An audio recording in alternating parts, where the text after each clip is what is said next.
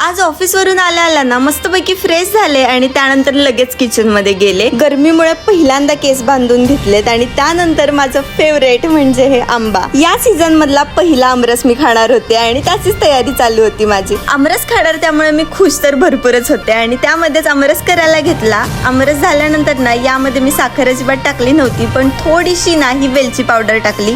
याने टेस्ट खूप भारी येते. आणि हा आमरस थंड करायला फ्रीज मध्ये ठेवला. तोपर्यंत माझी बाकीची तयारी. पीठ पण माझं संपलं होतं, त्याच्यामुळे घरून मी आणलेलं आधी ते काढून घेतलं डब्यात आणि कणिक मळून घेतली. तेलकट खायला नको म्हणून पुऱ्या न बनवता मी चपात्या बनवायला घेतल्या. पण चपात्या झाल्यानंतर असं वाटलं की यासोबत काहीतरी पापड कुरडई हवीच. त्याच्यामुळे पापड आणि हे सगळे कुरवड्या वगैरे होत्या त्या तळून घेतल्या मी. म्हणजे मी तेलकट खाल्लंच आजही. त्यानंतर मी माझं ताट बनवायला घेतलं. थंडगार आमरस आणि जे काही होतं ते सगळं ताटामध्ये घेतलं आणि असं काहीच माझं ताट दिसत होतं.